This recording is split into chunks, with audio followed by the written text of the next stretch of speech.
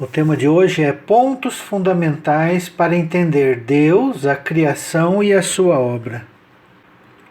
Este vídeo está sendo gravado no ano de 2019, no mês de junho. E este canal já tem 2 anos que está no ar, desde julho de 2017. E para quem me acompanha desde o início, vai perceber que as ideias vêm sendo desenvolvidas no decorrer deste tempo. Então tem muitas coisas que a gente foi aprimorando no decorrer destes 2 anos. E há conceitos que a gente foi ajustando. Porque nós estamos num processo de aprendizagem. Ninguém aqui na face da Terra nasce mestre, nasce sábio. Então, se quisermos aprender, conhecer mais sobre Deus e a sua obra e sobre a criação dele, nós precisamos meditar diariamente, constantemente. Só que a sabedoria de Deus é como se fosse um cadeado. No caso desse breve estudo que estou fazendo agora, eu encontrei 15 pontos. Isso não quer dizer que são somente 15. Pessoas mais maduras que eu podem conhecer mais. E daqui a 2, 3 anos, podemos acrescentar mais algumas coisas. Então o cadeado da sabedoria de Deus, ele contém um segredo, uma senha. Se nós digitarmos uma senha parcial, observe um tambor de um cadeado. Então a chave tem as suas ranhuras, que é o segredo da chave, para abrir o cadeado. Então vamos supor que tenha 5 ranhuras. Se 3 estiverem corretas, poderá girar 3 cilindros para abrir o cadeado, mas não vai virar totalmente a chave, porque existem 2 que estão errados. Então a chave não vai girar totalmente. Então eu não sei se esses 15 pontos que eu vou apresentar aqui, se são todas, como eu disse. Mesmo que ainda seja parcial em relação à sabedoria divina, mas já é um avanço, comparado a quem tem 14, 13, 12, 11, 5, um ponto correto. Então, se nós digitarmos a senha correta, nós vamos ter acesso ao conteúdo daquele lugar onde está fechado com cadeado. Então, o conteúdo é o conhecimento das coisas do Eterno. O segredo é conhecer a didática, a metodologia que Deus empregou para revelar a verdade aos homens. Então, como esse canal aqui costuma pregoar, em João 16:12, Jesus tinha muitas coisas a nos ensinar. E ele disse aos discípulos que eles não poderiam suportar, porque eles ainda eram imaturos. Apesar de andarem com o Mestre, apesar de terem muitas revelações, nem assim eles eram capazes de suportar toda a verdade. Talvez ninguém na face da Terra, ou seja, aqui neste mundo de carne e sangue, nesse mundo físico, talvez seja capaz de suportar toda a verdade, nem mesmo eu. Ninguém teria essa capacidade, nem mesmo os grandes sábios da humanidade. Talvez teriam capacidade de suportar ainda toda a verdade. Mas à medida que vamos deixando o leite aos poucos, vamos tendo contato com alimentos sólidos. Vamos tendo contato com ensinos mais profundos das Escrituras. E principalmente com ensinos mais profundos do Eterno, da criação e da sua obra. Então vamos lá para os 15 pontos fundamentais para compreender. O primeiro ponto é conhecer o caráter do Eterno. É o item mais importante de todos. Por que é o mais importante? Porque todos os demais pontos No caso aqui no meu são mais 14. Em outros pode ter 20, 30, como eu disse, de acordo com a maturidade de cada um. Maturidade que eu digo é espiritual. Todos esses pontos que eu vou dizer após este primeiro tem que estar de acordo com o caráter de Deus. Então esse é o ponto fundamental, é conhecer o Eterno. Será que nós conhecemos a fundo o Eterno? Perfeito em bondade, sabedoria, justiça, onipresente, onisciente, não faz acepção de pessoas, é perfeito, é único, tudo existe por causa dele. Então, se nós não conhecermos isso, todo o resto será em vão. Às vezes, uma pessoa iletrada, mas que conhece o caráter do Eterno, pode ter mais sabedoria do que um doutor em teologia, um doutor em divindade, que tenha mestrado, doutorado nas Escrituras, de qualquer religião, não só da Bíblia, não só do cristianismo, nem só do judaísmo. Então este, como eu disse, é o ponto fundamental. Conhecer quem é Deus, qual é o seu caráter. Se o ensino, por mais bonito que seja aos olhos humanos, por mais coerente, entre aspas, que parecer aos homens, se for contra o caráter de Deus, está errado. Isso não quer dizer que o caráter de Deus é irracional, de maneira nenhuma. Quem conhece o caráter de Deus vai ver que tudo na vida é dentro de uma racionalidade, dentro de um plano perfeito e compreensível aos homens. Basta ele ter maturidade, basta ele ter acesso à senha, no caso de 15 dígitos desse segredo. Então, o primeiro ponto, conhecer o caráter do Eterno. Segundo ponto, entender que na Escritura nós temos sombras e realidades. A circuncisão, que começou literal no prepúcio dos homens, passou a ser no coração de todos, de homens e de mulheres. A realidade de Deus não era circuncidar o prepúcio, mas o coração. O propósito de Deus era habitar no coração do homem. Não era construir tabernáculo no deserto. Não era construir o templo em Jerusalém. O propósito de Deus era ter um povo separado. Não era criar Israel no Oriente Médio literal. Jerusalém, uma cidade literal.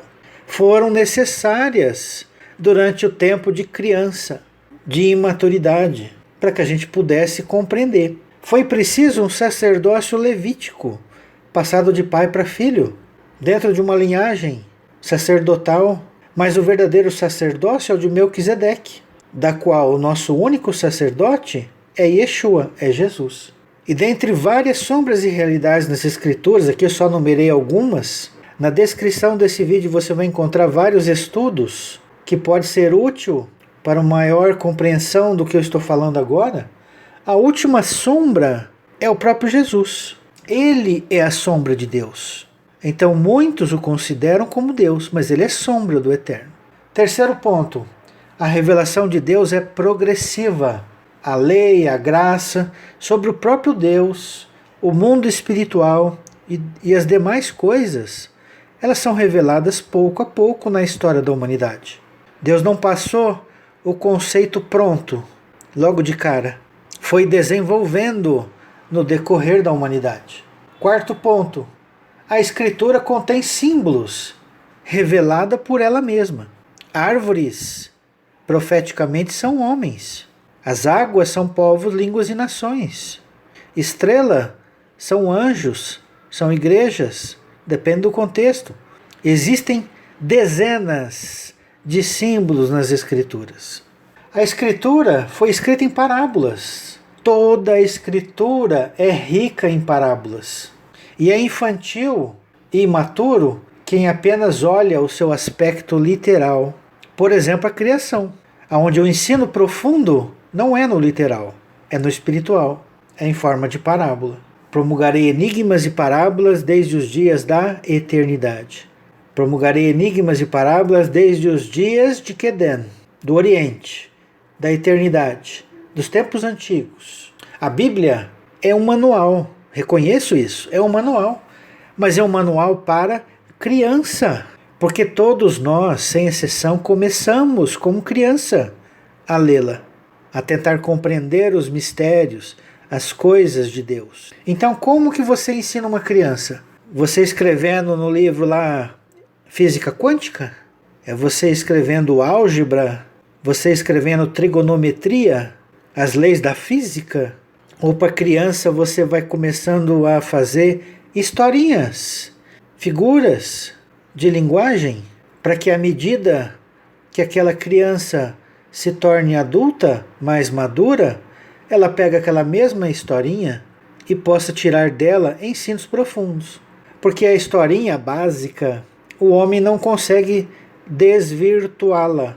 Se o ensino fosse dado profundo, ele seria corrompido na história da humanidade. Mas em forma de parábolas, não. Ela é contada e recontada, porque a maioria vai pelo literal. Então ela é contada e recontada, várias e inúmeras vezes. Porém, são poucos que podem compreender as parábolas. É necessário que Deus desperte a nossa alma, o nosso espírito, para compreendê-las. E esse despertamento não é abrupto, não é do dia para a noite. Deus vai abrindo um pouco aqui, um pouco ali, a gente vai avançando, ele abre mais um pouquinho. E isso foi comigo, neste canal. Repito, não vou aqui fechar os 15 pontos. Pode ser que haja mais. E com certeza deve ter, porque os ensinos de Deus são infinitos. A obra de Deus é infinita, como o próprio Deus é infinito. Então devemos entender que a Bíblia é um grande livro de parábolas. A Terra, o quinto ponto, não é o centro da criação de Deus. O universo pode não ser o único criado pelo Eterno que nós conhecemos, porque ele só tem 13,5 bilhões de anos. E o Eterno sempre cria. Então, imagine aquela pessoa que pega uma história andando e tenta entender o final da história. Então ela não sabe de onde ela veio. Ela não conhece todos os personagens.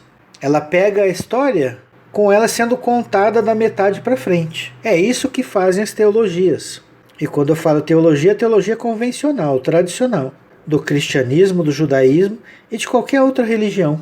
Então, quanto mais dados nós tivermos a respeito do princípio, não quer dizer que vamos saber todos, que tem muitas coisas que só compete a Deus e ele só vai revelando pouco a pouco, mas aquilo que nós conseguirmos encontrar de acordo com o caráter de Deus, de acordo com a sabedoria perfeita do Criador, vai nos dando mais luz para compreender, por isso estamos aqui e para onde nós vamos. Se nós entendermos o início errado, o fim da história vai estar errado também. Então tem muitos irmãos nossos que ficam perdendo tempo estudando o Apocalipse. Não que não seja importante, é importante. Mas estudar Apocalipse sem conhecer Gênesis não adianta nada. Sexto ponto, qual é a nossa essência? Nós somos homens de carne e sangue ou somos seres espirituais? É fundamental saber quem nós somos. Temos alma e espírito ou nós somos alma e espírito? Faz grande diferença.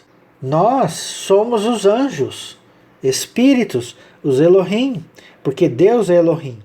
E seus filhos, pelo DNA, são Elohim. Anjos têm livre-arbítrio? Com toda certeza têm. Quais são as funções do anjo na eternidade? São todas as coisas que nós temos que meditar. Sétimo ponto. Jesus, Yeshua, é o anjo da aliança, o representante do Eterno. É neste ponto que nós devemos entender, abre aspas, a Trindade, fecha aspas. Porque Deus não é 3 pessoas. Deus é um. Então é comum a teologia confundir Jesus com Deus. E é comum haver teologias também que a tal Trindade são 3 manifestações do próprio Eterno. Parcialmente está correto.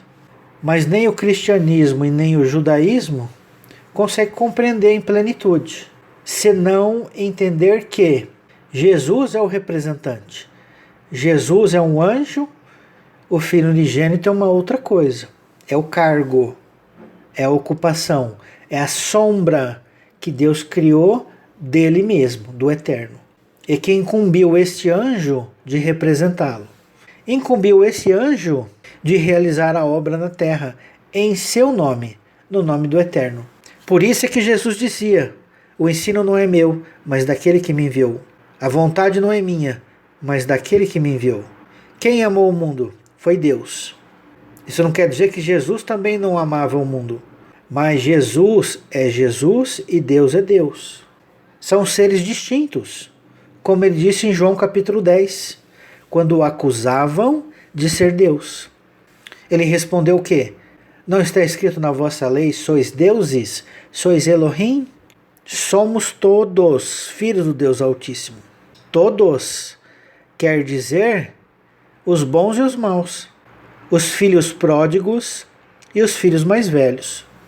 Os rebeldes que deixaram a casa do Pai são os filhos pródigos, os anjos caídos. Por que nós estamos aqui? Simplesmente porque herdamos o pecado de Adão e Eva? Por que então não nascermos salvos pela fé de Abraão? E nós que nascemos 2000 anos depois de Cristo, por que não nascemos salvos?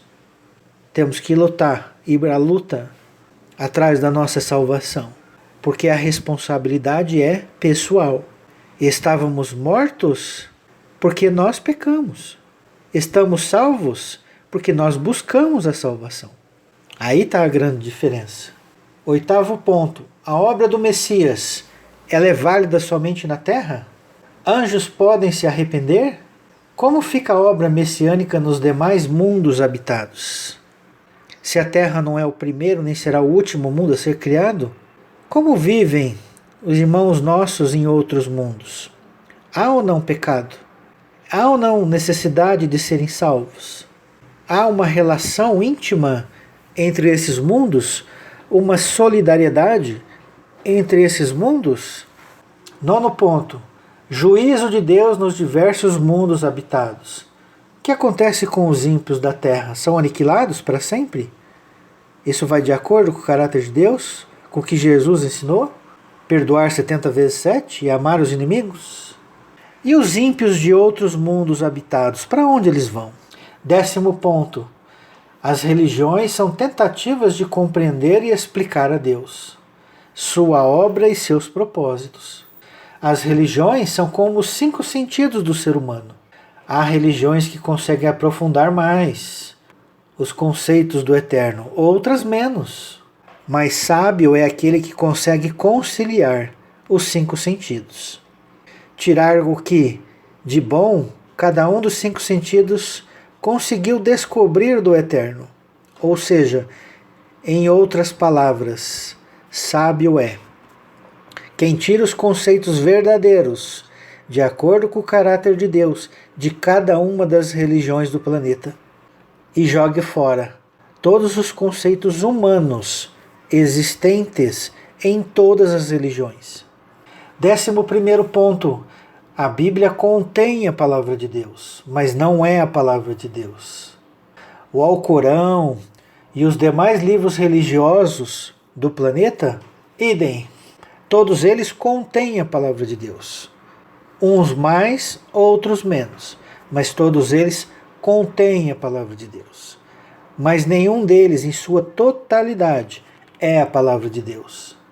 Como eu disse, existem livros mais profundos do que outros.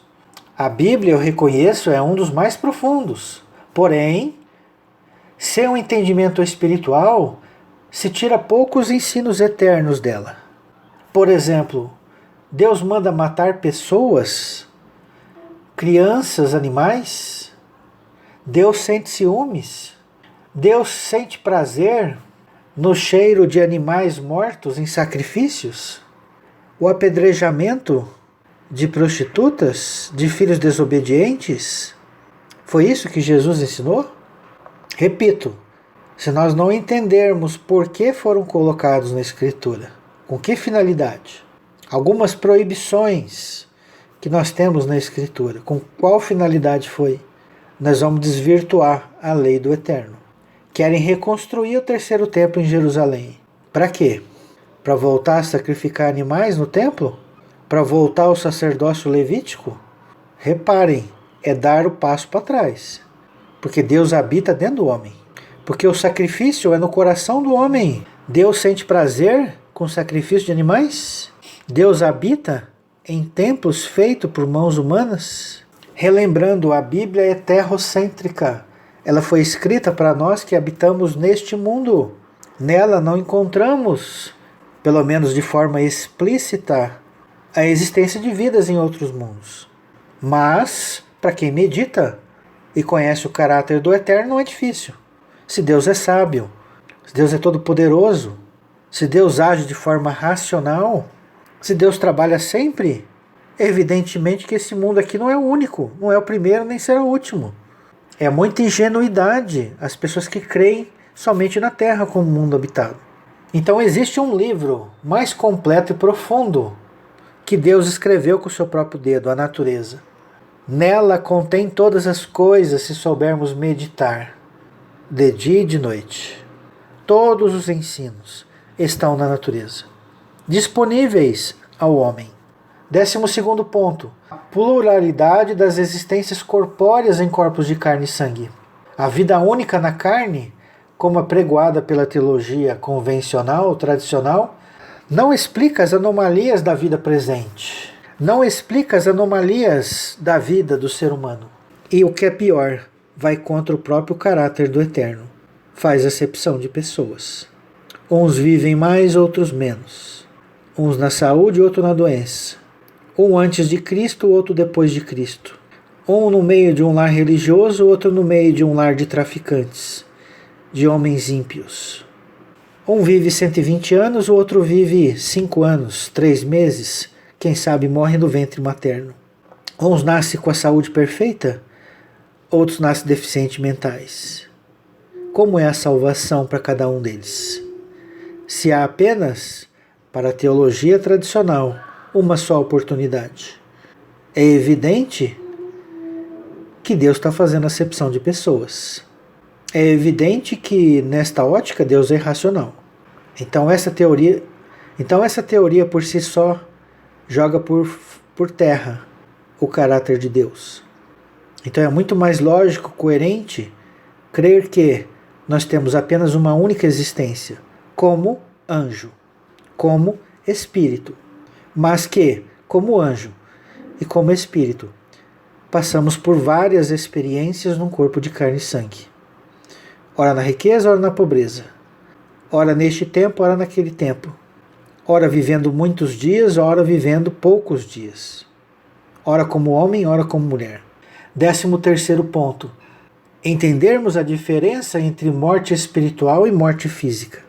Uma grande confusão no meio teológico tradicional. Adão e Eva pecaram, mas continuaram vivos. E morreram. Então, evidentemente, não está se falando de morte física, mas de morte espiritual. A teologia tradicional confunde morte espiritual com deixar de existir, o que não é verdade. Então é preciso ter maturidade para compreender o que é morte física e o que é morte espiritual. A morte física existe para todos.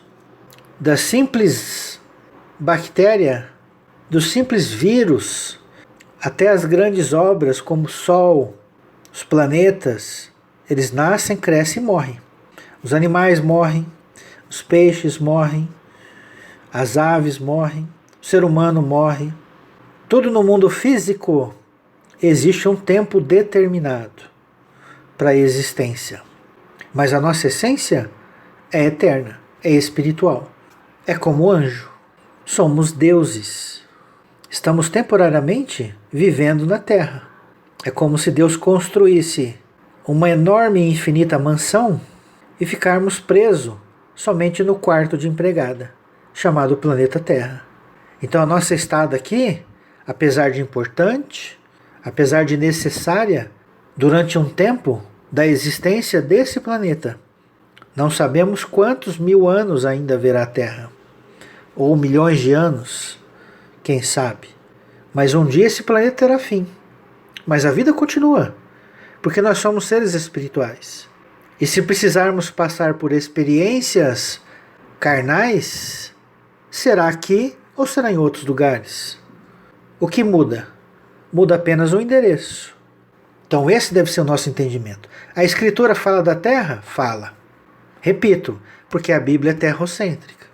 Porque a Bíblia foi escrita para um propósito, falar do tempo da Terra. A Bíblia não traz muitas informações sobre a eternidade futura. e também sobre a eternidade passada, antes da criação da Terra. É preciso meditar. 14º ponto. Diferença entre ressurreição espiritual, ressurreição corpórea e ressurreição física.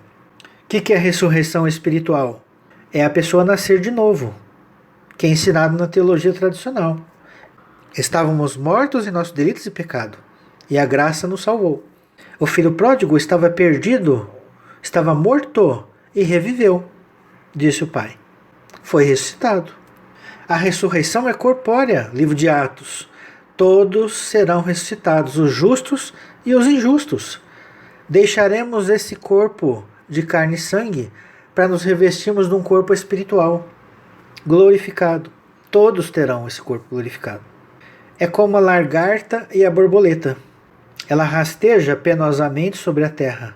Porém, quando chega um tempo determinado, ela deixa essa casca e vai voar, como uma borboleta, como um anjo. Uma analogia. E existe a ressurreição física, que são alguns casos particulares na Escritura, em que nós percebemos que a ressurreição volta no mesmo corpo, como Lázaro, por exemplo, como o menino que Elias ressuscitou, mas isso não é regra geral. São alguns casos que a ciência determina como morte aparente. Não vamos aqui discutir milagre. Milagres existem, mas milagres são para o homem, que não conhece a mecânica, porque para Deus não existe milagre. Tudo para ele é natural. O sobrenatural é apenas para o homem que desconhece. É igual aquele índio que vive no meio do mato e vê um avião pilotado por um homem. Aquele índio vai pensar que aquele homem é um Deus, que está fazendo um milagre de voar. Porém, quando você conhece como funciona o avião, como ele se sustenta no ar, passa a ser natural. E o que Jesus fez com Lázaro também é natural. Ele já conhecia. O que Jesus disse nos evangelhos? Vós podeis fazer tudo aquilo que eu faço, e obras maiores fará. Jesus disse isso. Então a teologia tradicional também comete confusão entre as ressurreições. E o 15º e último ponto deste vídeo, do mês de junho de 2019, pode ser que daqui um mês, 1 ano, 2 anos, 5 anos, eu descubra mais. Mas como eu disse, tem pessoas que às vezes podem conhecer muito mais pontos que eu. Cada um está num patamar, cada um está num grau de desenvolvimento espiritual. 15º ponto é conhecer as palavras em hebraico e em grego. Por isso que está aqui em último lugar. Que tem muita gente que começa por aqui. Mas repito, o primeiro ponto é fundamental, conhecer o caráter do Eterno. Se a pessoa não conhecer o caráter do Eterno, ela não for guiada pelo Espírito, conhecer grego e hebraico não vai resolver nada. Haja visto que muitos judeus não reconhecem Jesus como o enviado do Eterno. E olha que eles conhecem o hebraico melhor do que a gente. Conhecem o grego melhor do que a gente. Então não é condição prioritária conhecer as línguas originais. Está aqui em último ponto. Por exemplo, o que significa a palavra Olam? O que significa a palavra Keden? Olam é um longo período de tempo indeterminado. Então Salmo 90 diz que de Olam a de Olam, ele é Deus. Como nós podemos entender isso? Meditando. De eternidade a eternidade. A terra foi criada num Olam. A Escritura se refere a um Olam. E os outros Olãs? De Olam a de Olam. De Olam a de Olam. Quantos Olãs teremos? A palavra Keden. Promulgarei enigmas e parábolas desde os dias do Keden, os tempos antigos. Salmo 78, verso 2, pesquise no original. Essa palavra Keden, ora traduzido por Oriente, ora traduzido por tempos antigos e ora por eternidade. Então eu vou confiar no tradutor? O tradutor, não por maldade, o traduz por preconceito, preconceitos teológicos. Se eu creio de uma determinada maneira, quando eu vou traduzir, eu vou ser coerente com essa teologia. Por isso que cada denominação tem a sua tradução favorita. e acha que as outras são hereges, porque vai contra as suas teologias. Então, qual é a regra? Ah, esse aqui é melhor. Não, aquele lá é melhor. Qual é a regra? Número 1, conhecer o caráter do Eterno. Melhor tradução é a que traduziu dentro do caráter do Eterno. Se nenhuma traduziu, fica com o original. Se nem o original basta para você entender que está indo contra o caráter do Eterno, é porque você está lendo errado. E eu estou lendo errado. Outra coisa, no hebraico não existe a palavra converter, conversão, e nem a palavra restauração. Existe sim a palavra shuv, S-H-U-V, que significa voltar e retornar. No meio judaico, quando se fala de conversão, entre aspas, se usa a expressão fazer techuvá, fazer teshuv, ou seja, fazer um retorno ao Eterno. Então, como lição de casa, procurar a palavra shuv na Escritura. E não perca o próximo estudo, onde eu irei falar sobre isso e em quais contextos elas são aplicadas. Nós vamos se surpreender, como eu também me surpreendi quando eu percebi a importância dessa palavra shuv. Quantos lugares que nós estamos voltando? E só para dar um gostinho, Jó capítulo 1, verso 21. Nu saí do ventre de minha mãe, e nu shuv chamar. Nu saí do ventre de minha mãe, e nu voltarei, shuv, para lá chamar. Que mais que o Eterno disse? O Senhor o deu e o Senhor o tomou. Mais duas palavras importantíssimas de conhecer no hebraico. Mas se você não conhecer o caráter do Eterno, não serve para nada. Então para onde que eu volto? É para o ventre de minha mãe?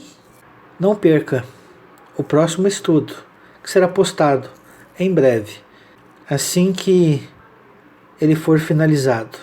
Entendo que nem todos podem suportar esses 15 pontos. Entendo que se a pessoa não consegue suportá-lo, que pelo menos acate o máximo que conseguir suportar, e caso haja pontos diferentes e mais profundos do que foram colocados aqui, promulgue, divulgue, porque a luz deve ser colocada no ponto mais alto, para que todos a vejam. Coloque no ponto mais alto, mas faça-o gratuitamente. Dai de graça, porque de graça recebeste. Ensine por amor. Ensine sem querer aparecer o seu nome. Deixe com que apenas o ensino esteja à frente de todas as coisas. Não viva da fé.